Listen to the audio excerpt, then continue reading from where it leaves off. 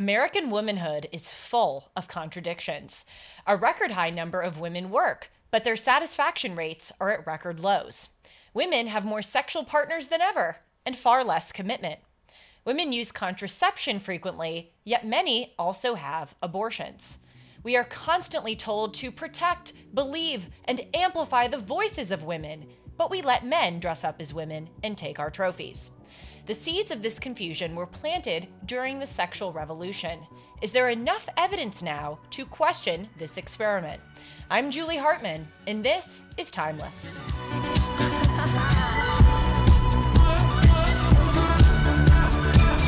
Hey everyone, welcome to Timeless. It is great as always to be with you. You know the drill. If you like this show as well as our other content, please hit the subscribe button down below so that you can stay notified. You can also follow me on Instagram and Twitter at Julie R. Hartman, and you can email me at julie@hartman.com. I so appreciate every email that I get, whether you are telling me something that you liked or something that you didn't like. I only regret that I can't respond to each of you, but I promise you that I read every single piece of mail that I get in my inbox. A few weeks ago, I went to a debate that was hosted at the Ace Theater in downtown Los Angeles. By the way, speaking of downtown Los Angeles, it has gotten so bad. It is so dirty. There's so much crime there. Because we're talking about women, I should put out a PSA that no woman should go to downtown LA past 5 o'clock without a barrage of male escorts. It's really sad to see what has happened to that once great part of the city. But anyway, I digress. I was in downtown Los Angeles a few weeks ago at this debate called "Has the Sexual Revolution Failed?" It was hosted and moderated by Bari Weiss, who is a fantastic journalist. She started her own organization called The Free Press, and she has a really great podcast called Honestly, where she interviews all of these fantastic people. And she's just a great girl boss, as they would say, who is committed to free speech and the robust exchange of ideas. So she had this really brilliant idea to host a debate in downtown LA on this subject of the sexual revolution. And on one side, she had two women who were arguing that the sexual revolution has failed. And then on the other side, she had two women who were advocating that the sexual revolution has succeeded. As I mentioned, I think this was so brilliant to do because people want to go out. They want to have events to go to see and be seen. And especially, I think there's such a craving nowadays for people who can debate and disagree with respect and civility. So the event was fantastic. But it got me thinking about my own position on the issue of has the sexual revolution failed? So today we're going to be talking about that. We're going to start off by defining what the sexual revolution of the 60s and 70s was, the outcomes of that revolution, and then how we actually continue to be in a sexual revolution. But before we get to all of that, and especially because it is a podcast about sexual matters, let's do the MyPillow ad read at the start of the episode. In all seriousness, I use all MyPillow products and I really do love them. I sleep on the MyPillow and the Giza Dream bed sheets. I use the My Towel sets, and I walk into work every single day wearing my slippers, because one of the great things about the sexual revolution is that maybe you don't have to walk into work anymore wearing heels. You can just walk in your My Slippers and then change into the heels right when you need to be on air. You can get all of these products at a discount to boot if you use the promo code Hartman, which is my last name, spelled Hartman. For a limited time, you will get 60% off of the Giza Dream bed sheets. That comes with a 60-day money-back guarantee and a 10-year warranty. You'll get a set for as low as $39.99 with, you guessed it, the promo code Hartman. Just go to mypillow.com and click on the radio podcast square and use the promo code Hartman, or call 1-800-566-6745 and use the promo code Hartman, which is spelled with one N. FYI, Hartman.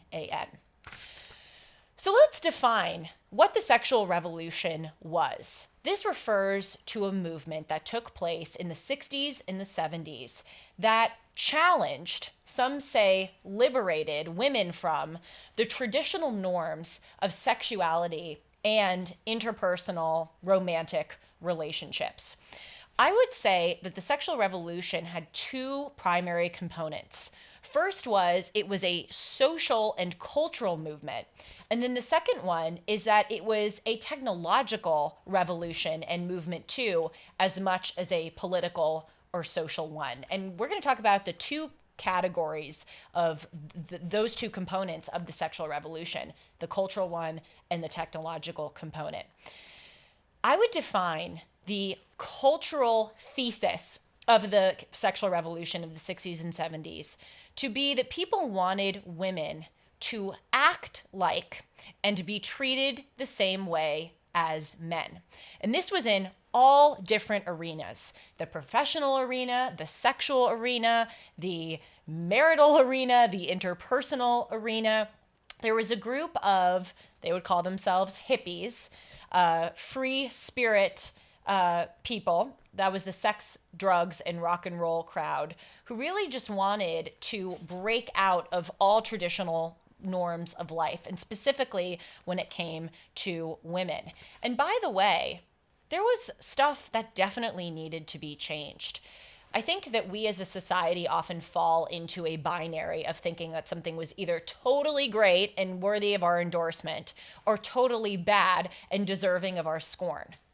Oftentimes, it's not that black and white. It's shades of gray. And that's the case with the sexual revolution. It was the case that women tended to be confined overwhelmingly to the home, that sometimes they were not given the same opportunities, especially professionally, as men. And it was a great thing in many ways that they were able to break out of that. I do think that a lot of the sexual revolution in the 60s and 70s and continuing to today comes from a resentment towards men.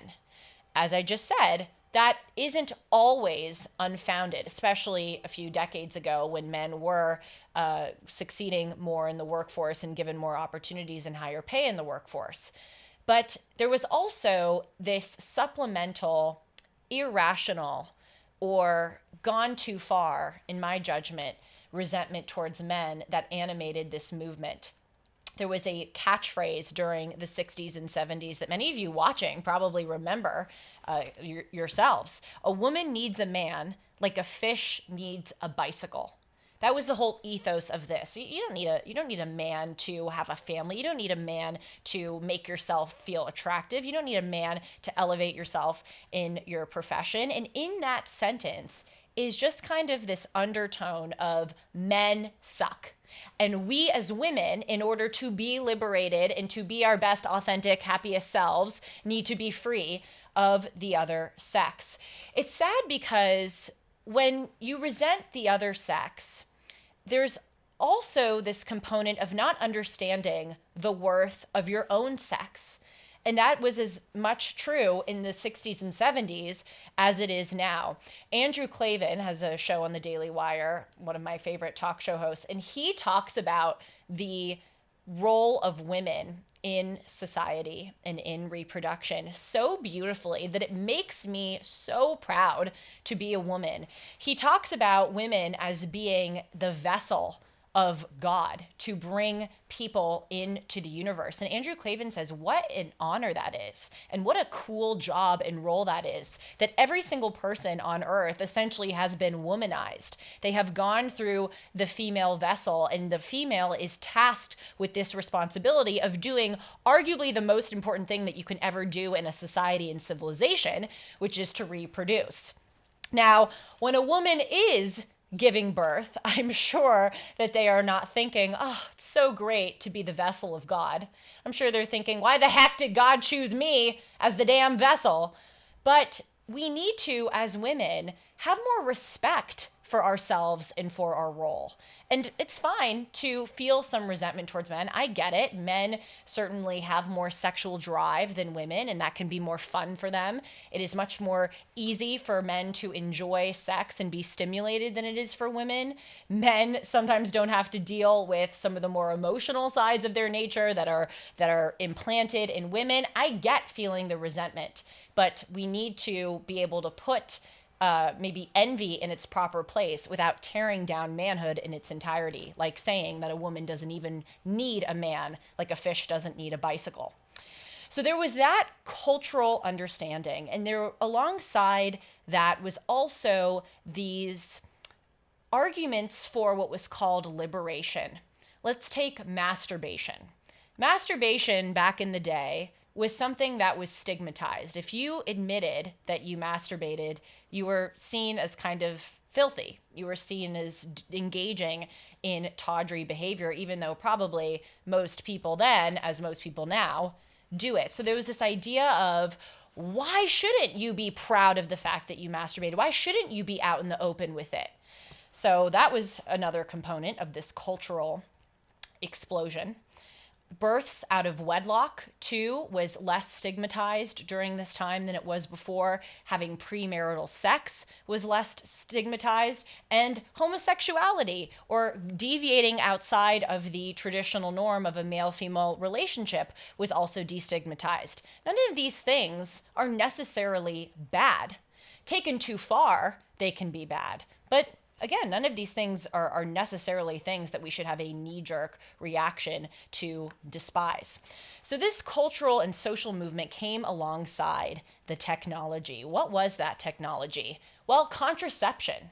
Being able to use condoms. The advent of the pill, which now hundreds of millions of women take here in the United States. We cannot underestimate the just amazing role, amazing in the truest sense, like causing amazement and awe, the amazing role that that played in shaping our society. Literally for thousands and thousands and thousands and thousands of years, women were tied to involuntary reproduction.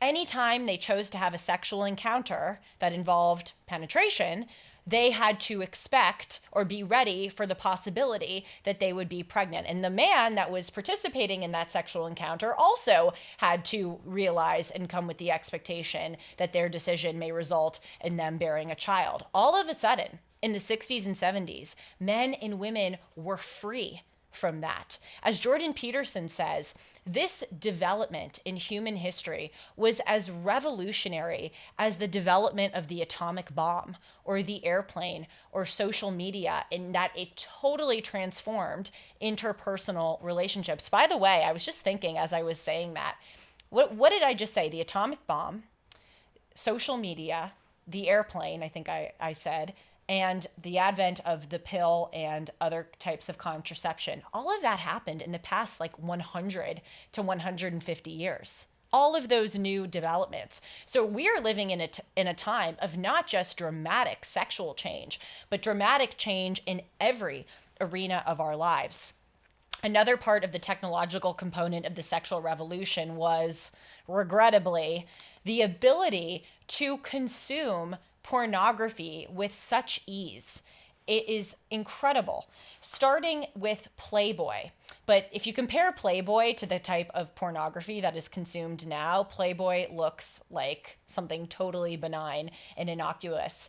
Hugh Hefner, one of the heroes of the sexual revolution, one of the progenitors of the quote-unquote sexual liberation movement, or some say the sexual tyranny movement, he founded Playboy in 1953.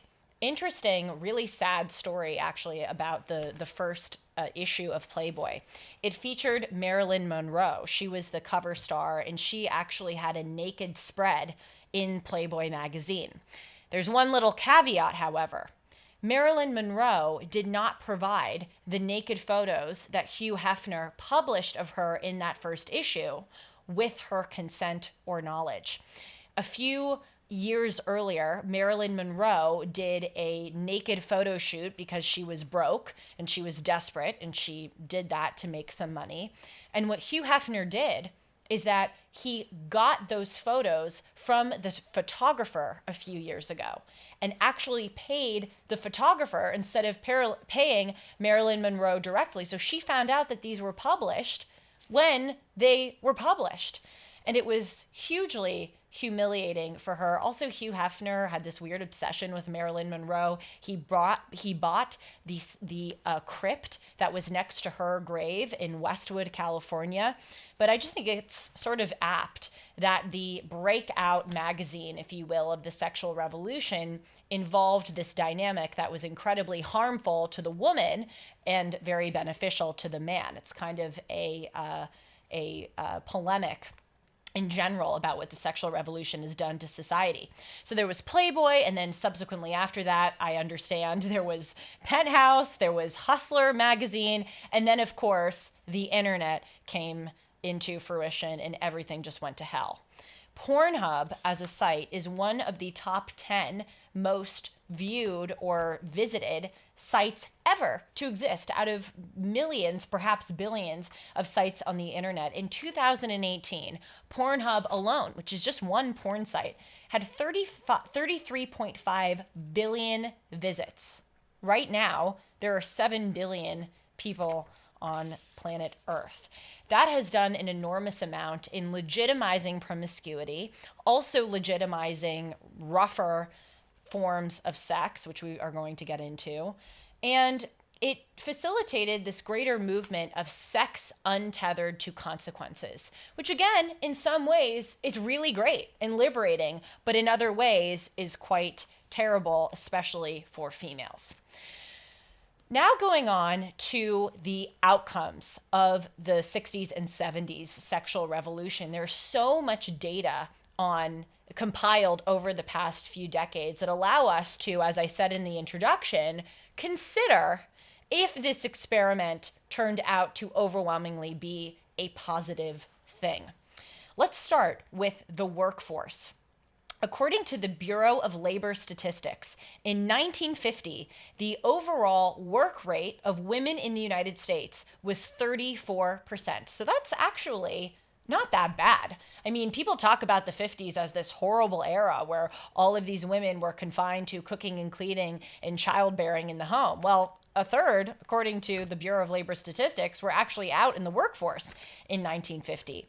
That was compared to roughly 75% of men who were in the workforce in 1950. In 1960, 38% of women were in the workforce, 77% of men. The percentage for men stayed pretty consistent over the decades. In 1970, the amount of women in the workforce rose to 43%.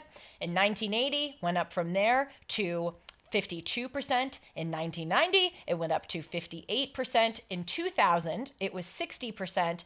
And in 2019, it was 57.4% compared to 69% of men. So what we've actually seen over time is that the amount of women in the workforce has skyrocketed, but the amount of men in the workforce has gone down, albeit not hugely, but nevertheless, it has gone down.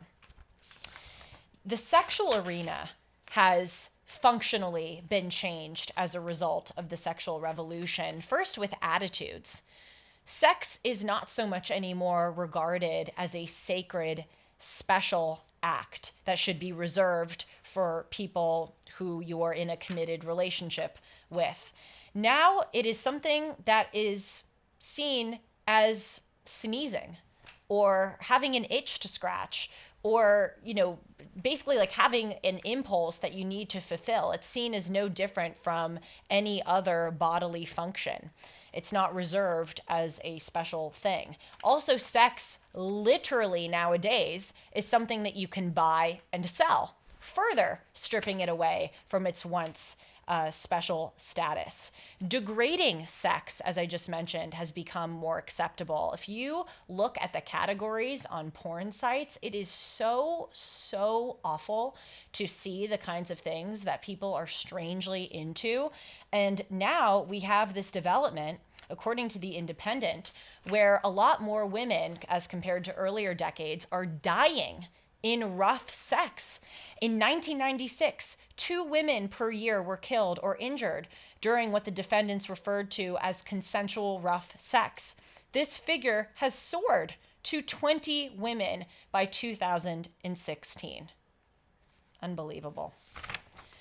Anxiety and depression among females has also gone up during the same time as the sexual revolution. Now, of course, correlation doesn't necessarily mean causation, but nevertheless, it is an important development to cite. In a recent federal survey, this is according to the Wall Street Journal, 27% of adult American respondents reported having some kind of anxiety disorder.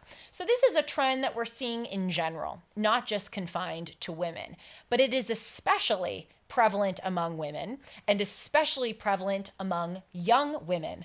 For instance, according to the CDC, this is a recently published report, 3 in 5 teenage girls in the United States feel, quote, persistently sad and hopeless, a marker for depressive symptoms, which is substantially up from the number that reported feeling this way in 2011.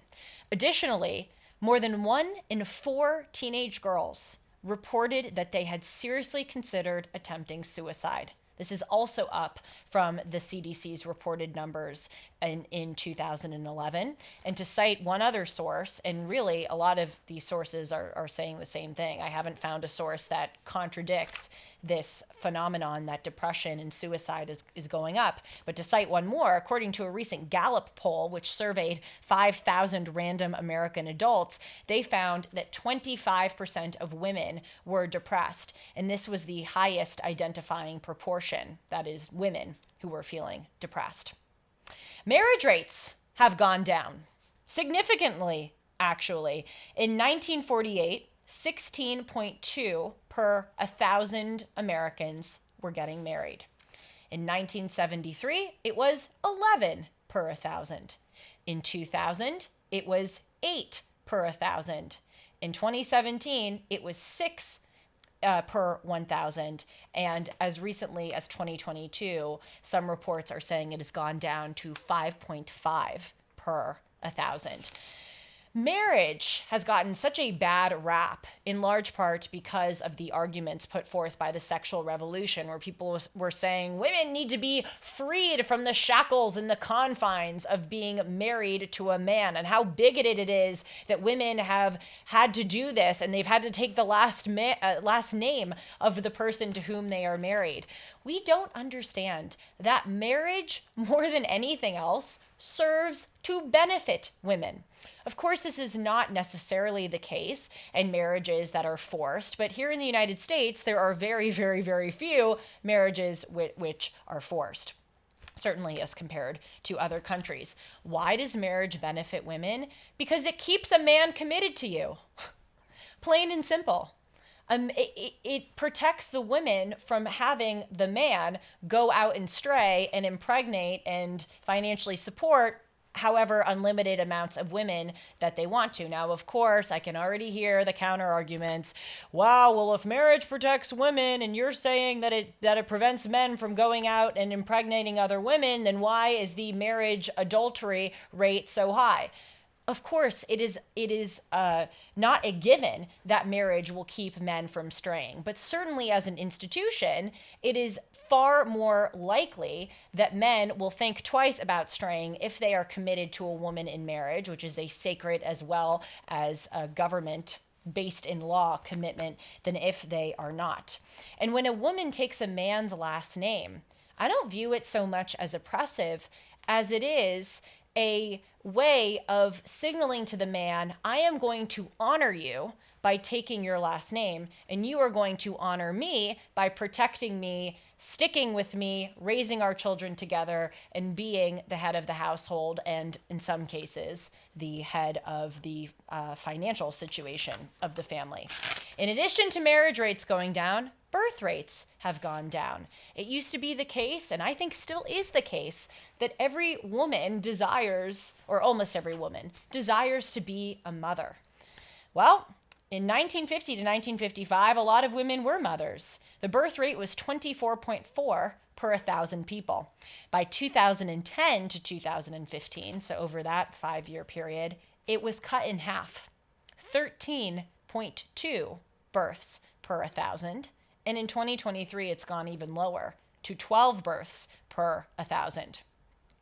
The abortion rate has also been pretty high over the years. Interestingly, it has fluctuated. It actually reached a peak in the 80s, right after Roe v. Wade was legalized. And then in recent years, it has gone down from that peak in 1980, but still has been incredibly high. In 1980, the CDC did their first report on all 50 states and DC, looking at the abortion rate. And the CDC concluded that there were 25 abortions per 1,000 women aged 15 to 44.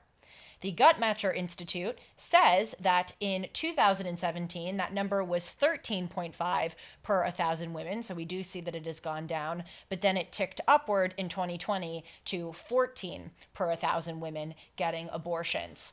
Over the past 50 years that abortion has been legalized, since Roe v. Wade in 1973, there have been 65 million abortions performed in the United States. This is also alongside the time that hundreds of millions of Americans are using contraceptives, both men and women. So they're using condoms, they're using the pill, and it's just interesting to see that as protected sex has become more achievable, abortions have also been more prolific. STDs, another great outcome of this uber sexualized culture. Note sarcasm when I said great. According to the National Institute of Health, since 1980, 8 new sexually transmitted pathogens have emerged and been recognized in the United States. That's what happens when you're having sex with a lot of partners. These diseases mutate and new variations of the disease come out. The CDC traced the number of STD cases over the past 10 years. I'm going with the data from 2014 to 2019 because it takes some time to get up on recent years. But from 2014 to 2019, there were 6 consecutive years of all-time high STD reporting in the United States. 1.9 million new STDs were reported in 2014, and then by 2019, it was up to 2.6 million new STDs. Out-of-wedlock birth rates have also proliferated during this past 7 decades of the sexual revolution. About 40% of births in the United States in this decade occur outside of marriage. That is up from 28% in 1990 and up from a staggering 5% in 1960. So we have, let's see, I was a history major, so forgive the delay. 5% in 1960 going up to 40%. That is an 8-fold increase in the out-of-wedlock birth rates. And we know that out-of-wedlock birth rates correlate very highly with decreased performance and success and opportunities among the children who are born in those out-of-wedlock families. It doesn't necessarily mean that those children are going to have fewer opportunities or perform in a less impressive or successful way, but it does have a correlation. Fatherlessness comes hand in hand with out-of-wedlock birth rates because of the whole marriage thing. As I just said, marriage is a way of defining, both in religion and in law, the unit of the family. When you throw that out the window, it's much more likely and much more easy for a father to run out on the family because he's not bound by parental laws, really, to stay in it.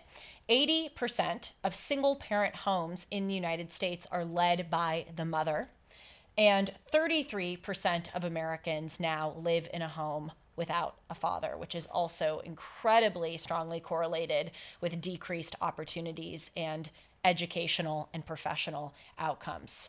I could go on and on and on and on about all of the data of all of these developments that have occurred, but just anecdotally, this one isn't backed up so much by data as just your lived experience. Hookup culture has really gone up over the past few decades, especially among people in my age cohort. I know from college that a lot of people would have constant casual sex that wasn't necessarily tied with commitment. You hear in the old days when my mom was in college, a guy had to go to her dorm and check out, check her out basically, sign in and say that I'm here and I'm going to take this woman out on a date for 4 hours. And then he had to bring her back by a certain time. That allowed men to actually date women, to treat them with respect. The fact that there were actually these confines that you can't sleep over with a woman, that benefited women because it made it more likely for her to go into a committed relationship. When you have all of these lackadaisical rules, in some ways, that's great because you can make your own decisions. But in other ways, it has led to this decline in young people dating. And men are the ones who are thrilled about this because men, it's just a part of male nature, want more constant casual sex than women do. So we know what the sexual revolution has done overwhelmingly to women. Let's talk for a moment about what it's done to men and to masculinity. Now, certainly these developments that I listed, especially the marriage one, affect men as well as women. But I think the greatest casualty of the sexual revolution has been the war on masculinity. The checks and balances that once existed between the two sexes, that gentle dance of femininity and masculinity, has been obliterated. And now we see that women are actually in some ways becoming more masculine because of this idea that they don't need a man. And men are becoming more feminine because they are so afraid to say what they actually believe, and they are told that helping out a woman is toxic, or expressing parts of their nature or their opinions is just an expression of toxic masculinity. And it is so sad, both for men and for women, because women want and crave and benefit from masculine men who will look out for us and protect us. That doesn't make us less than. That makes us a normal sex that needs the companionship and the help and the support of the other sex. What is so weak about that? I thought we live in this culture where, we're supposed to ask for help. Don't be afraid to ask for help. But you should be afraid to ask for the help of a man. Makes no sense. Also, a lot of men are growing up in homes that are led by mothers because of this out-of-wedlock marriage rate, because of the increasing epidemic, as Larry Elder would say, of fatherlessness. So men are growing up closer to their mothers, and that may be contributing to the femininization of men. I think I said that a little awkwardly. Femininization. Let's go with that. Of men. And as great as mothers are, as needed as they are, nothing can replace the role of a father. Nothing can replace the role of a mother either. You need both. You know, if you go online and you look up the sexual revolution, the result that you'll find is what I've been talking about, the movement of the 60s and 70s. But few of us acknowledge that we are in an ongoing sexual revolution that is upending the way that we deal with one another as men and as women, the way that we relate to each other sexually. But now it has actually become more of a gender revolution as opposed to a sexual revolution. I said earlier in the episode that the cultural thesis of the 60s and 70s sexual revolution is that women should act and be treated the same way as men. The new cultural thesis of this sexual revolution is that women are no different than men. The primary cultural breakout of this new sexual revolution has obviously been transgenderism. It used to be understood that there was a small, tiny percent of the population who had gender dysphoria. And you know what? If you went back like 5 or 10 years, people didn't really have an allergy or a resistance to that. People abided by pronouns. They were very respectful of those who were having this gender dysphoria because many of us knew that it was a problem that afflicted a tiny percentage of the population. Now it has become really much more common and popular than it once was. And the primary reason for that is because of social contagion, which is evidence of this ongoing sexual revolution. It is because now in some liberal affluent, certainly elite coastal cities, it is seen as cool to kind of identify outside of the norm. It's seen as defiant to do so. Also, we see in schools that there are these new radical gender codes that are teaching students as young as 5 years old that sex is non binary, that if you are a girl and you like the color pink, you are subscribing to white, Western, heteronormative standards of patriarchy that enforce this terrible binary. That is the new sexual revolution, calling people birthing people, pregnant people, instead of women. That discounts and undermines what it means to be a woman and the effort, the massive amount of effort and sacrifice and hardship that a woman has to go through when being a pregnant or a birthing person. If anyone can just hold that label, even though they don't do it, that undermines the women who do it and for whom it is very hard. Also, in this new sexual revolution, the main thing really is the transgenderism, that there is no such thing as an objective definition of a woman or of a man. In addition to that, there is a huge, huge assault on the nuclear family.